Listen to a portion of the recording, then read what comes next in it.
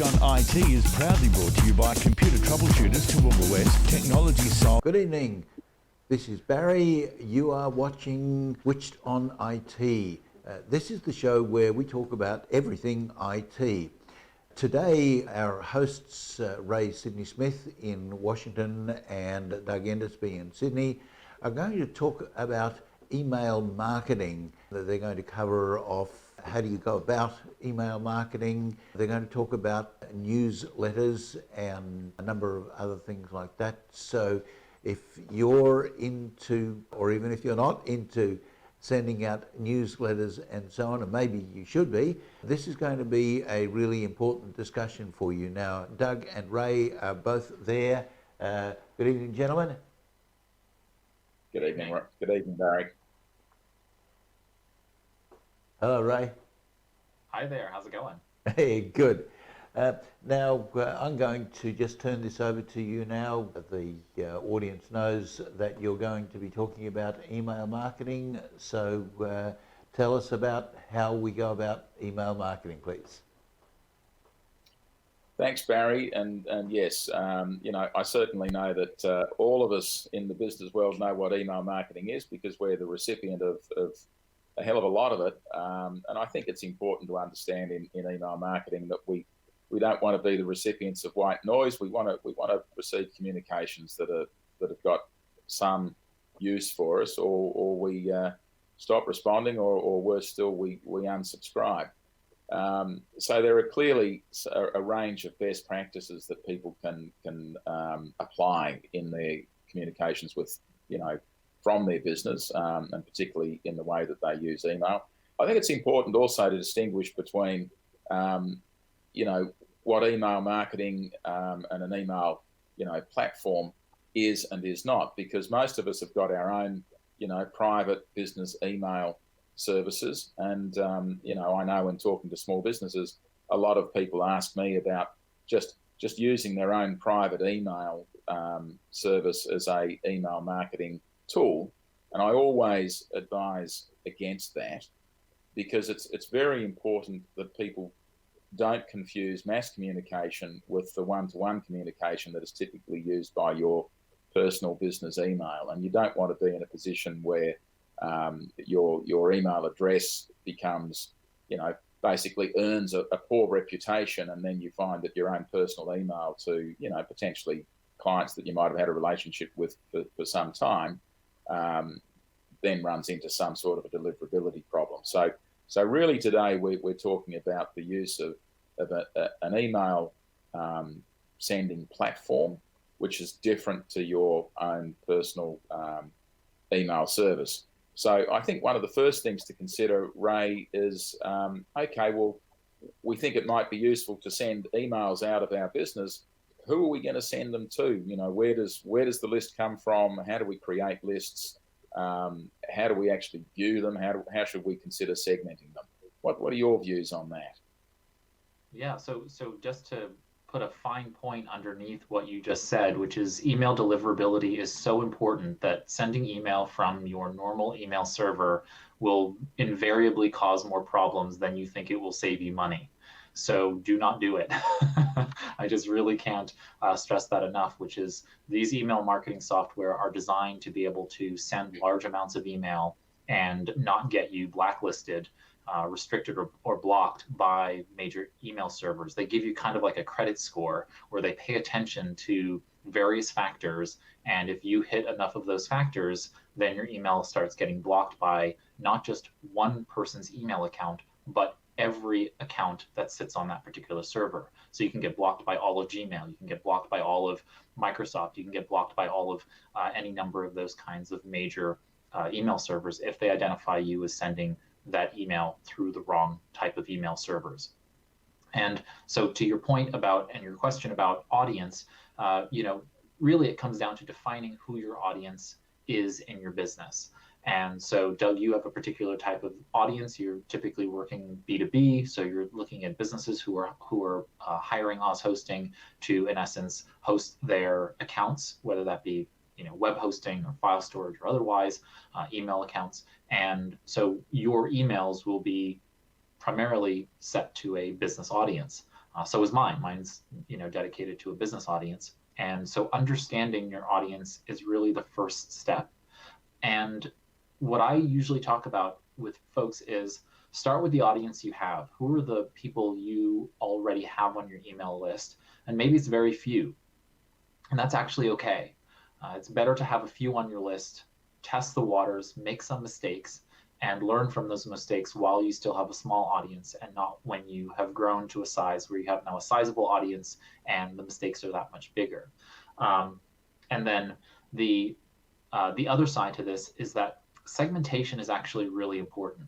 So if I have 10 people on my email list, I want to have at least 2 segments, if not 3 segments, in order to have my audience broken up into their finer parts. So for example, if I cater to, let's say, small business owners, which I do, so I work with small business owners. Well, not all small business owners are the same. Some of my business owners might be $1 million or less in revenue. Some might be $1 million to $5 million in revenue, and some might be 5 million plus in revenue. So I can immediately break them up by revenue size. If I was B2C, if I was business to consumer, I might break up my audience in terms of age demographics. So I might say, I'm going to work with males who are between the age of 18 and 35, females between the 18 to 35 age range, and then men and women, both another 2 sets of segments from 35 to 55 or something like that, right? So right there, I have 4 segments, all based on age and gender, so that I'm better able to send appropriate email to those lists and to those segments on the list. So no matter what list you have, you need to have multiple segments where you're starting to, every time you learn something new about somebody, you should store that information so that you're better able to understand what email messages go out to what people. So I'm not going to send the same message to Doug that I would send to Doug's wife. I wouldn't send the same message. It just doesn't make any sense, right? You're both different people with different needs and wants and perspectives. And so it's really important to start segmenting your audiences for appropriateness of the messages you're trying to send. So what ends up happening is that you send a lot more email to a lot smaller set of segments of your list. Okay, so to say that again, you're going to send a lot more email, but they're going to be tailored to smaller segments of your list, which means that it's going to be more effective. Okay. And presumably in the email platforms that we recommend, people are going to have the capability to add fields and define segments quite simply and easily, so that they can send emails to the targeted audience quite seamlessly. Absolutely. Yeah, and then we can talk a little bit about growing your audience and growing your list. Frequently, what I say is that if you are doing the right things in your general marketing, that is putting the word out about your marketing, then about your business, then you will start to increase your email marketing list. It's really about how much exposure you get over time to then build your email marketing. So there's no magic recipe for people joining your email marketing. Don't buy lists.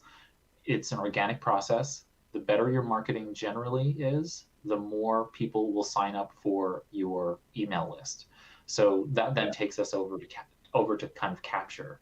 And so, Doug, what do you think about when you think about the idea of capturing email? How do you capture email from people, and what do you advise people who are setting up websites to capture email addresses? It's important that they have some kind of an online form that interested potential customers or existing customers even can complete on their website, and then that will send an email with the appropriate information to the business. Hopefully it could even be connected to their email platform, and you can automate the collection of customer records so that you can use them in the future.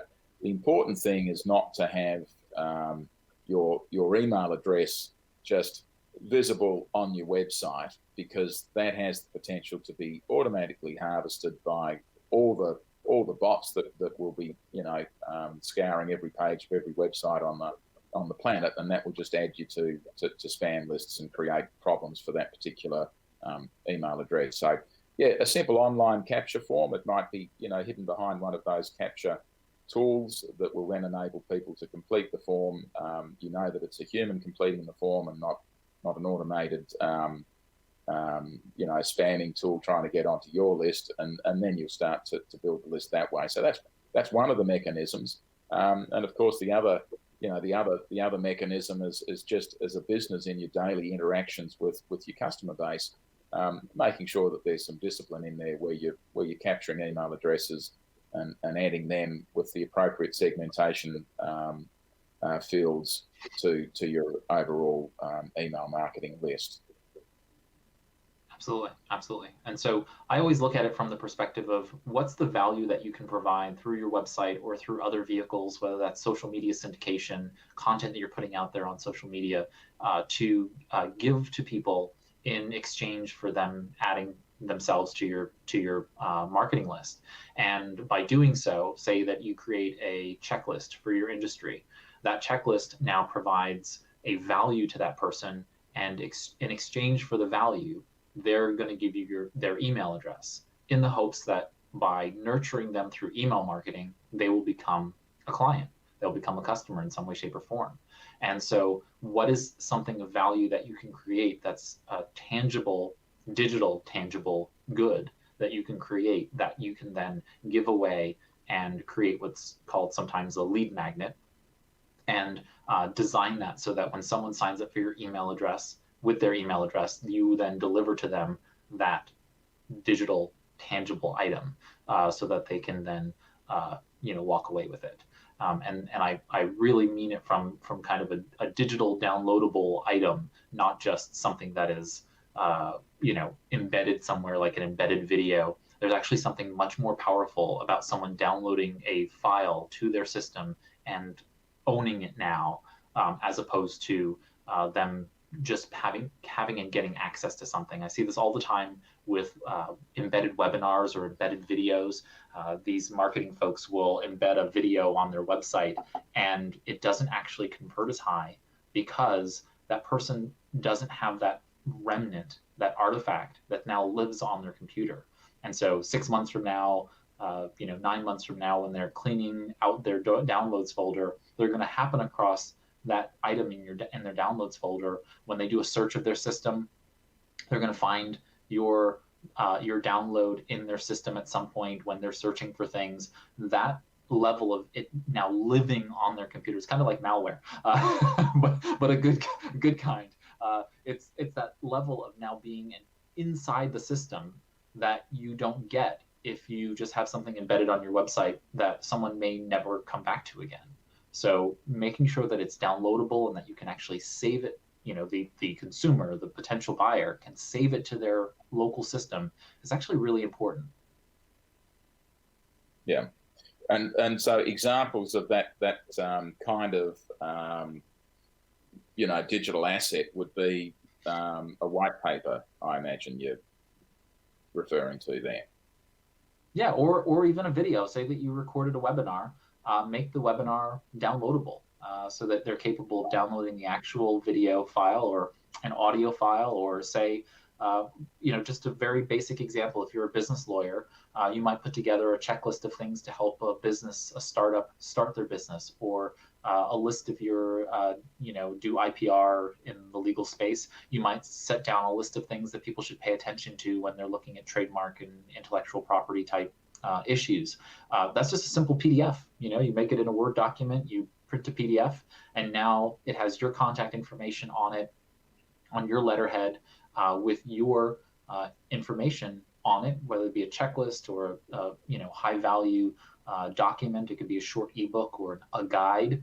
It's just a PDF that someone can now download. But that's something that now lives on the system. And many, many times, I see this all the time also, they title the documents really awkwardly. So the digital download will be something like, 2019 EP72_579.pdf. And why would you do that? Name the document what it is. Use the marketing value of now you're getting that document onto someone's computer where it will be then indexed, and someone will be able to do a a human search of that document and see a natural language file name that actually makes sense to them. So make sure that when you title the document, you're actually titling the file name in something that makes sense. Like, let them know what it actually is, so that when they're searching their system, it will actually come up. If I was creating an email marketing checklist, I'd call it email marketing checklist. I wouldn't call it EMMKT, CHKLST 2019.pdf, right? While that saves a few characters, it doesn't actually do any value to marketing your business in the long tail effect. I want someone 6 months, 9 months, a year and a half from now to type in email marketing, and for my PDF that I've created, for them to find that. Yeah, totally makes sense. Is your computer driving you crazy? Is it slow or doing things you didn't expect? Well, having a computer crash or pick up a virus can be a complete nightmare for a business, so having someone local you can trust to get you up and running again is critical. The dedicated team of experts at Computer Troubleshooters Toowoomba West will put your mind at ease from the moment you walk through the door, and will get your problem solved in no time, with a 100% guarantee on their work. Laptops, tablets, PCs, whatever you have, Roger and the team can fix it for you. So visit them today at 236 Bridge Street, Newtown. Can't get in to see them? No worries. Just call them on 4642 1331 and they'll come to you. Toowoomba Troubleshooters Toowoomba West, on the web at www.computertroubleshooters.com.au/Toowoomba West. Hutchies lives here. We're locals, just like you. To us, construction is really about people, not just bricks and concrete. It's people who bring our structures to life and build communities. We stick by the people who make communities. From Toowoomba Rugby League to RACQ Life Flight Rescue Service, Milne Bay Military Challenge, and the Toowoomba Tennis International, Hutchies is proud to back the people who support the region. Oz Hosting is proud to support Switched On IT in bringing practical help to Australian businesses. We're talking to literally hundreds of businesses every day about their IT services, how to make them more efficient, how to make their businesses more efficient, and how to protect their valuable data. If you'd like your IT services securely hosted right here in Australia and expertly managed, talk to Oz Hosting.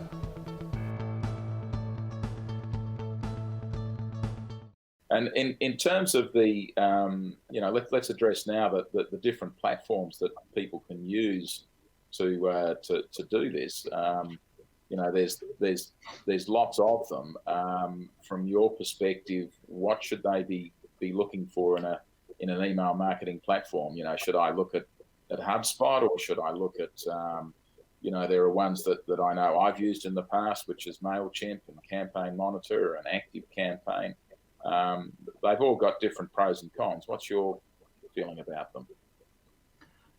For most businesses, you need to look at the various options of each of the platforms to decide on what features you need, what actually services you need them to provide to you. For the vast majority of people who are doing email marketing, you're going to need a let's call it simpler system, but a system that can do all of the things you need to do without all of the complexities. So that's going to put you in the category of Constant Contact, MailChimp, MailerLite, and similar, Emma, those kinds of email marketing tools that do the collection of email. They have some kind of capture system. They have some kind of list management. They have the ability to send out email, obviously, send out email campaigns, and then ultimately allow you to be able to measure the outcomes of those. You get a little bit more sophisticated when we start talking about email marketing automation and being able to send out what are called sequences, so that if somebody signs up for your email, then you can send a sequence of emails triggered based on that, or other kinds of automated conditionals. That's really the extent to which you need in email marketing, like I said, for the vast majority of businesses. If you need something more sophisticated than that, then I would write out what the features are that you're looking for, and then you can look at ConvertKit and ActiveCampaign and HubSpot and Infusionsoft and so on and so forth to see whether or not those higher level, more sophisticated tools are going to fit your needs in the business. But for the most part, I think I refer almost 90% of my clients to MailerLite right now. And just because it's a simple platform, it gives the tool for free up to 1,000 contacts with unlimited email messages. It gives some minor level of automation, usually to the effect that everybody needs. And it does all the other features that I listed at the top. So it does all of those things, and it does it in this beautifully simple interface. I mean, it's just so nice to look at because it's not complicated and so on and so forth. And I have no business relationship with MailerLite, by the way. I just really like them. And so, don't overcomplicate the matter. So in W3 Consulting, we currently use MailChimp, but in other avenues of my world, and that's just because we started there, and I could very easily move over to MailerLite and be just as fine. But it's just, you set up your systems in one system and you stay there usually. And so now I use MailerLite for a bunch of nonprofit and personal projects that I have going on, and I love MailerLite also. So it does most of what you need it to do, and you can look at that class, like I said, Constant Contact, MailChimp, MailerLite, that whole group of them that are just basic email marketing software. And I say basic, even though they're really very sophisticated tools under the hood, but they provide you with a clean interface on the front end. Yeah. Okay. And they're affordable. Yeah. So, and let's just maybe have a quick sort of chat about what the costs are of these particular services. So, what are we looking at? Are we talking, in US dollars, for example? What is the least expensive entry-level MailerLite campaign cost? Yeah, so I think they're $10 per month. So you're talking a very nominal entry rate at the lowest rate. I mean, they have a free plan. So does MailChimp, and I think Constant Contact has a free trial period, but not an actual free plan. But then you're talking about in the tens of dollars a month. Not in the hundreds of dollars per month. So you're talking about fairly nominal prices. Even when you go up to some of the more sophisticated tools, those are still in the upper tens, not quite hundreds of dollars per month level for a small list. Once you start to get larger and larger lists, then you're going to start spending in the hundreds of dollars per month to be able to manage those larger lists. But presumably, those larger lists mean that you are converting more customers, and the more customers you're converting, you're paying a commensurate rate for the level of game you're playing. Yeah. Okay. So I think there's some good options there, and it's pretty inexpensive for people to use. There's obviously going to be a little bit of effort in terms of uploading their databases, their lists, their records into the platform. But once you've done that, you're pretty much ready to go in terms of configuring email newsletters. I know a lot of people go to quite some trouble to pretty them up and have colourful banners and make it extremely different to the sort of email that we would send just off our own personal email service. What's your view on should they be doing that, or should it just look like a regular personal email that somebody has sent off their personal email service? Yeah, so I would say to those folks who spend all of that time manifesting these beautiful email, it's a big old waste of time. And I don't mean it in a negative way. Some email clients actually do render those email messages in that way, but for the vast majority of people reading your email, they're reading it on their mobile devices, and for all of the work that you're doing, it's just being scrunched and bunched. And so what ends up happening is, for example, when I read email, none of the images that you send me do I ever see. So unless it is pertinent to the substance of the message, I don't turn on the display of email images, both for security reasons, but also for tracking purposes. I don't like every email of mine to be tracked, and many times it's tracked through the loading of small pixel images, and so I just don't load any of them. It then speeds up my system. It doesn't allow me to have to spend as much bandwidth in terms of downloading all of these various email. I go through email very quickly throughout my day, and I actually use a system that skins my email. So whatever you try to make your email look like for me, it does not look like that. And for the vast majority of people, that's also the case. So single column emails, maybe if you wanted to have a banner across the top, That's as complex as your emails need to be.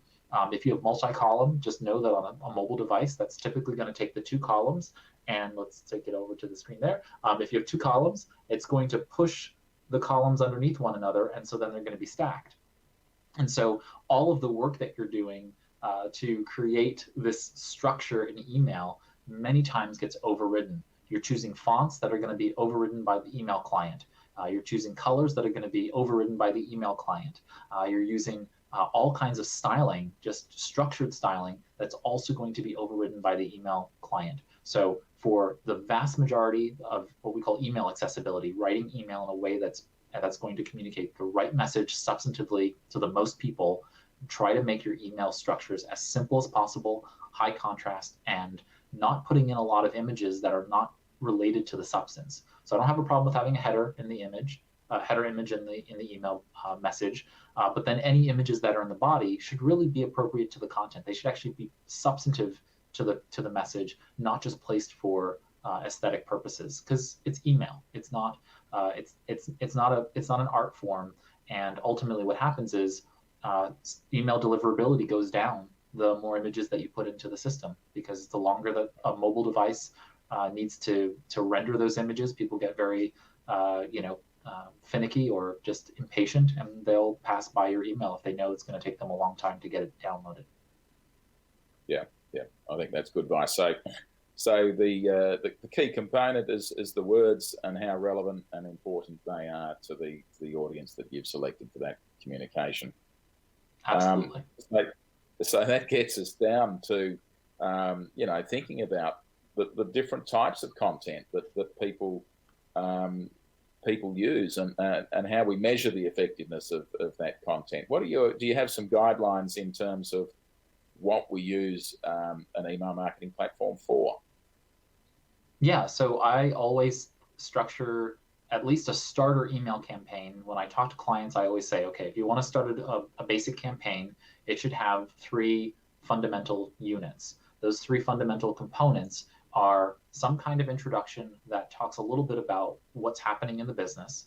That is, you as the business owner, or whether you're the director of marketing, whatever your role or title is, you should be speaking directly to those people. Personalizing email in that way is so important, because you need to establish a rapport, a bond with that person. So start off with a personalized message to the individual. That is personalizing yourself, humanizing yourself. So what's that hook that's going to make someone think, you just kind of pull on the heartstrings of the person, such that they're going to want to open up that email versus not opening up that email? Because are you a human, or are you an automated bot that's sending out this impersonal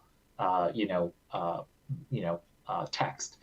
And so you really do need to capture people in some way, shape, or form. And I usually find that something that is humanizing of the business is useful. So talking from yourself is helpful. Then we go into the main content piece of the message. So the second is some kind of value that you're providing to the user for purposes of opening that up. If you're a small institute, that might be just a simple list of your upcoming seminars and your upcoming events and educational classes. I actually still do receive a foreign language institute in Washington, D.C. They send out a regular email through their email marketing software, and just has a simple banner, which is their header banner. It says, "Hi Ray, how's it going? These are kind of the fun, interesting things that have been going on in our school since the last time you were here. Here goes our list of upcoming fall classes." And then it has a 2 or 3 column table, and it shows all of the classes that it's going to have that particular session. And then it then closes out with, "Please register for your class at this link. Sincerely yours." And then the director of the foreign language program. And it is, every time it comes out, I open it right up, and I immediately scour the list for the various classes that I might want to take in some foreign language that I'm interested in. And that's the kind of excitement and joy you want to spark and inspire in your email readers. Is every person going to be excited about opening up an email and seeing a table with a bunch of foreign language classes? Absolutely not. But they have me on their list, they found me, I found them. It's kismet, right? And that is the kind of list that you want to create. You want to have a group of people who really give a damn, right? Who really care about the content that you're writing. And for the rest of those people that don't, you can segment them onto another part of your list and not send them as often email or send different types of email to them. And that's okay. Or just unsubscribe them because they're not your raving fans. I would rather have a small list of people who really care about what I'm writing about than to have a very large list of a bunch of people who are apathetic, because they're just wasting my time and they're wasting space on my email servers, and you end up wasting their time because that's time they have to take to ignore, delete, filter out your email. All of that's not necessary if they just really don't care enough. So you want people who care enough. So write content that is really targeted to your ideal customers. And this is where segmentation, going back to audience, really makes a difference. Because if you have your audiences segmented well enough, then say, for example, on my email marketing list, I might have a set of clients who are really interested in video marketing. And so I might have that as a component, as a dimension in my email marketing list. So I might say, okay, well, I have a segment that's really interested in email marketing because they signed up for an email marketing class that I taught. Well, now I can send them when some website comes out with a very interesting thought on video marketing. I can now put an email out to them that talks about that topic in my email newsletter, but only send it to them. And they're going to be highly engaged in that content because they're really interested in that, as opposed to the rest of my list that may not care so much about my raving enthusiasm about this video marketing piece. So really understanding your audience and segmenting to that audience for that is really important. And then we flip the script on that, which is to measure. And we have to constantly be measuring what people are doing and how they're doing it. So at the end of every email, like I said, they're usually, not every, but most email, what I like to do is make sure that clients have some kind of call to action, a CTA. And a call to action doesn't mean we ended our email, we've provided you with value, now give us money, pay us for something, right? That's not always the case. For some people, it might be that you have a list of classes. Well, now I'm going to go register for a class. That's the reason I received your email. But for some businesses, it may just be generalized education. For the most part, 95% of the email that we are going to send in our own newsletter is going to be about generally educating our customers. It's not going to be about sales. And so our calls to action are really about understanding influence. What are the things that really trigger our clients and make them excited? Because then we want to create more content of that nature. So our types of influence are really about understanding people and then understanding the people on our list and then understanding what engages them, what gets them excited, what makes them tick. And so you need to figure that out because again, if you have a list of 100 and every time you say jump, 90 of them say how high, that means you have a 90% influence ratio. Well, think about that with that same 90 people, but now you have 10,000 people on your email list. Which would you rather have? 100 people on your list and those same 90 people say how high when you say jump? Or would you like to have 10,000 people on your email list with only the same 90 saying that same response? I'd rather have only 100 on my list because then I have only 10 people who are stragglers. They're eating up my bandwidth and my time and energy. They're causing me to have stress when they unsubscribe. All of those things are happening for 10,000 people when those 10,000 people, 9,990, 9,910 of them, they're all extraneous. So you could just get rid of them and you'd have the same effect. And that's what you want to do. You want to build a list where the number of people that you influence is high and the people who you don't have high influence over are low. And just be very comfortable with unsubscribes when you have a large list of people who are either inactive or who are not responding to the things you're asking. So I have a client who does this thing where she gives away to charity, and all the people in the email have to do is to click on the link to designate the charity. And so every month when she sends out that email, she can identify who's paying attention because they don't have to do anything. They're not giving any money. All they have to do is click on their charity of choice. And that allows her to know, one, how many people she's influencing, and two, what the what charities, what things that people are donating to are really engaging them. And that ends up paying back to her all of this market research that is so important for the little bit of money that she gives away in terms of profit to this to whichever charity these people chooses every month. It is tenfold in the marketing research data that she gets back about the people that she's reaching in her email marketing newsletter. So remember, that call to action is very, very important for you to be able to start measuring what's happening. Some of the things that you can measure open rates. Open rates are always, a hot topic in email marketing, but that's the number of times people open your email versus those folks who don't open it. You can also measure click rates. That is the number of links and which links people click on in the email. I care more about the call to action than I care about people clicking on other links, though. Just so you know that the call to action is the thing I want you to do. You clicking on other links that are tangential and in the email, but tangential, are really inconsequential to me until they reach a substantive level, a real high level where it's statistically significant for me to say, well, you know what? A lot of people clicked on this link. Why did they click on this link and not the thing that I wanted them to click on? So that ends up being another issue. And there are all kinds of other measurements, but those are really the big ones. Open rate, click rates, and then of course your call to actions. Okay, and that certainly makes sense to me. And most of the email marketing platforms that I'm familiar with are really, really easy to see who's opened, who's unsubscribed, who's clicked on what link, who's downloaded the white paper or the video that we provided a link to, and so on. So I certainly wouldn't say anybody should be fearful of being able to measure the outcomes and the behaviours that their target audience has exhibited. Is your computer driving you crazy? Is it slow or doing things you didn't expect? Well, having a computer crash or pick up a virus can be a complete nightmare for a business, so having someone local you can trust to get you up and running again is critical.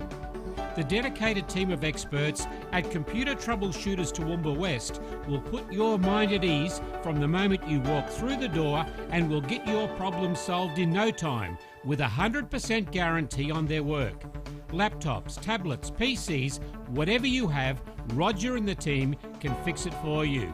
So visit them today at 236 Bridge Street, Newtown. Can't get in to see them? No worries. Just call them on 4642 1331 and they'll come to you. Toowoomba Troubleshooters Toowoomba West on the web at www.computertroubleshooters.com.au/Toowoomba West. Hutchies lives here. We're locals, just like you. To us, construction is really about people, not just bricks and concrete. It's people who bring our structures to life and build communities. We stick by the people who make communities. From Toowoomba Rugby League to RACQ Life Flight Rescue Service, Milne Bay Military Challenge, and the Toowoomba Tennis International, Hutchies is proud to back the people who support the region. Oz Hosting is proud to support Switched On IT in bringing practical help to Australian businesses. We're talking to literally hundreds of businesses every day about their IT services, how to make them more efficient, how to make their businesses more efficient, and how to protect their valuable data. If you'd like your IT services securely hosted right here in Australia and expertly managed, talk to Oz Hosting.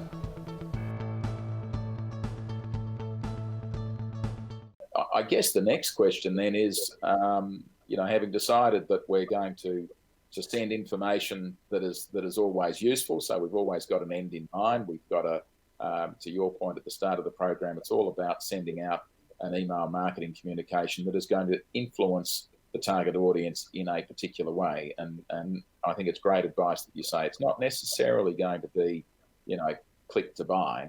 It's going to be important communications about your business that audience needs to know about, and that can take so many different forms. And by staying true to that objective, you'll minimise the number of unsubscribes, and you'll maximise the open rate that your email communications are going to receive. Now, I think the final question in all this is, okay, so we've got a great email marketing platform, we've got our list, we've sent out some communications, and then how frequently should we do this? At what point are we going to be saying, well, look, that's maybe too much, or more importantly, at what point is the audience going to be saying this is getting a bit over the top? Yeah, so first let's think about timing and then frequency. So timing is all about understanding what day and time of day do you communicate to your audience. And this, because we live in a global community, depending upon how you cater to business, to your customers, that is, if you're a business that is multinational and you reach across time zones, you may need a more sophisticated tool that knows to send email at a time that is not at 2 a.m. In the morning of clients in some other time zone. So for example, it's roughly about 7 p.m. Eastern here. It's about 9 or 10 a.m. Your time in Australia, right? So we're a day apart. And if I send an email at 5 p.m., you're getting that email sometime in the middle of the night. It's probably not helpful to to you guys. And so just having an awareness of that is the first thing. Second is that if you're local, start to understand the type of people that you're trying to communicate with. And so, for example, if you're catering to busy working mothers or busy working fathers, those groups of people, those two demographics, read email at different times of the day. And you can find that out online. You can do some research to figure out when does a busy mom read her email, and then when does a childless executive read his or her email, right? So they're going to be different, and that's not wrong or bad. It's just that people read email at different times of the day. I know I'm childless. I read email at a very different time of day than if I had children. So that's going to make a difference. It also makes a difference based on what kind of job I work at. So if I work for government, I'm going to read email at a different time of day. If it's a personal email, then if it's a government work email, right? That just makes sense. I wouldn't be reading my government email on off hours. That would go against the rules of bureaucracy. And so, whereas I work in private industry and I read email at very specific times of the day, and I'm probably an outlier because most people read email, if it pops up on their phone, they open it unless they're busy doing something else. So you need to start paying attention to when people are opening email, but also having just a basic understanding that, if you have a working parent, they're likely going to open that email around their children's and their work schedule. So it's not going to be during times when they're with their kids. And so it's going to be times that circle around that. So it might be maybe at lunchtime, maybe when they walk in first thing, then they come into the office. And so in getting some understanding of that, you can then start to say, okay, well, we're going to test this. And so we're going to take part of our list and we're going to send to that segment. So we've already segmented. So we know our female audience, 18 to 35, or just our entire female audience. We can send that to those working mothers, to our mothers. We don't know if they're working. But we can send it to them, and now we can analyze, and we can start to see, oh, you know what? A good 80% of folks opened it between 7 and 8 a.m. In our local time zone.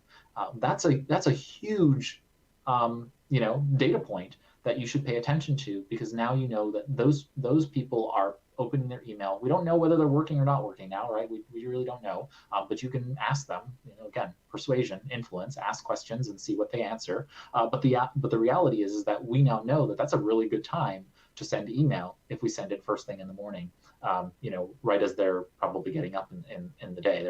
They're rolling out of bed, they turn off their alarm and they're reading your email, right? Whereas you might find that males in the same category are opening up the email maybe an hour to 2 hours later. They're opening it up in the evening. So you just don't know until you start paying attention to the data. So that's one thing. Pay attention to the data, see what it feeds back, test. Then the other side is frequency. So I usually say to folks, if you're creating high value, then you're never going to have a problem about the we send too much email problem. If you're sending a lot of email, and you start to see an unsubscribe rate that continues to keep climbing, That is, week over week or month over month, you start to see unsubscribes increasing. You are doing it too often and you're not creating enough value, right? So those are the two reasons for it. It's not high enough value and it's just too much email. So then you back it off and you increase the value that's in the email. Most often than not, it is value, not frequency, that's the problem. That your emails have sloppy English or sloppy whatever languages you're sending it in, and it doesn't have enough value in it. And so just because you can write a lot of words doesn't make it valuable. I see this all the time, and I'm someone who writes very lengthy emails, so I know this. The length of my emails is not the value of my emails. Typically, it's the bottom line up front, the sentence or two sentences at the top of the email that's the most important and has the greatest veracity and the greatest efficacy of getting what I want done.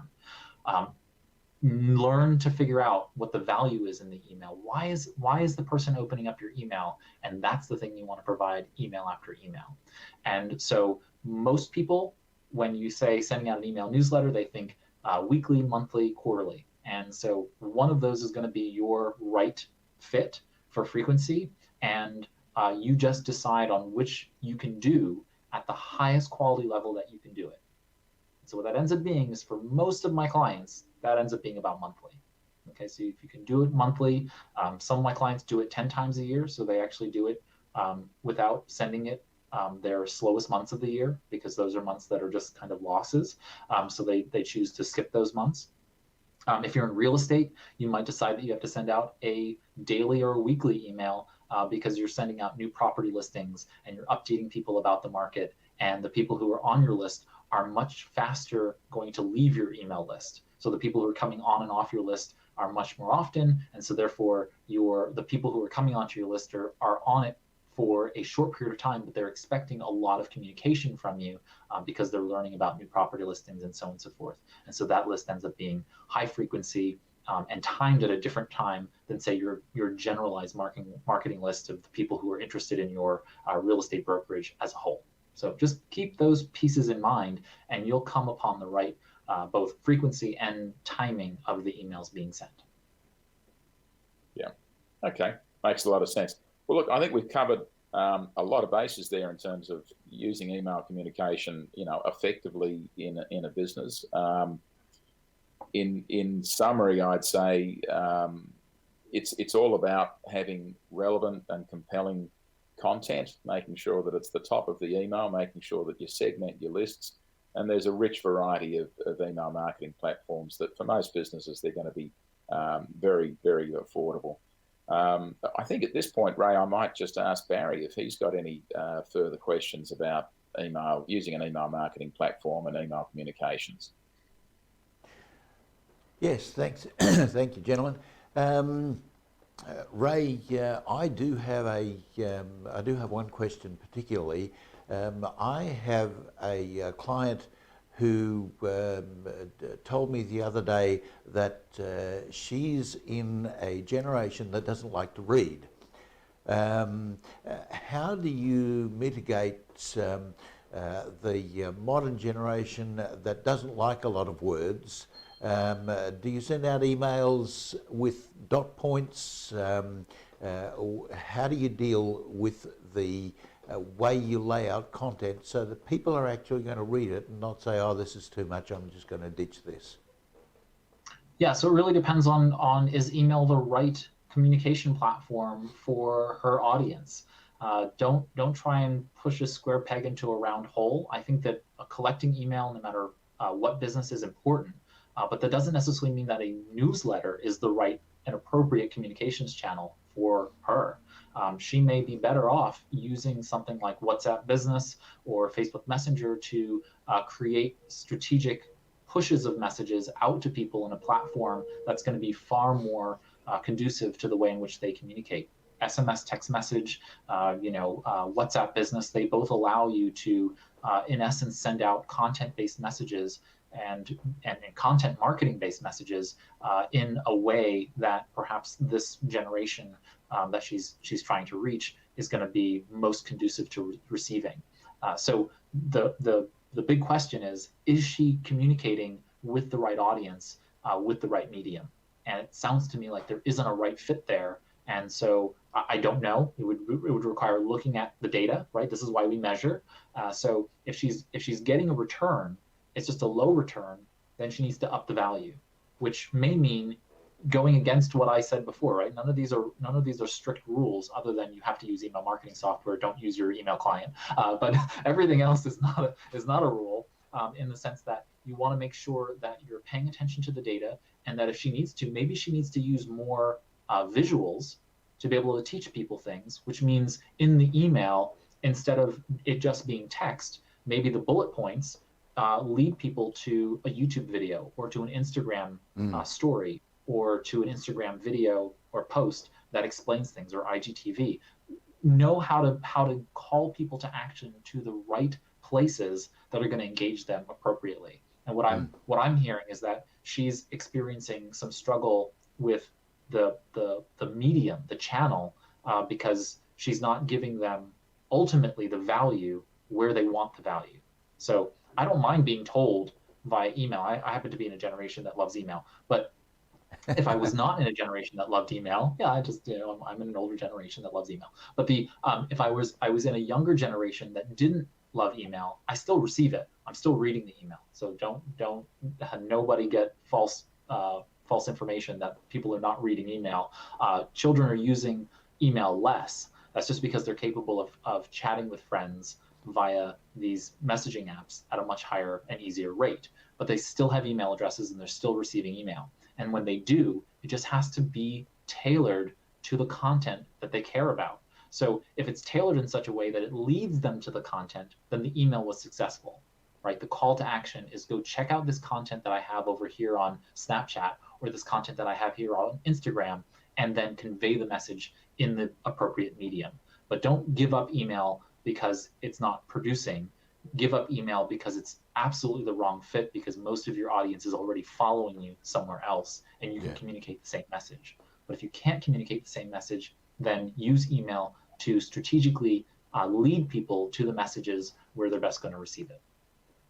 Okay. And now, Doug, I had a question for you too.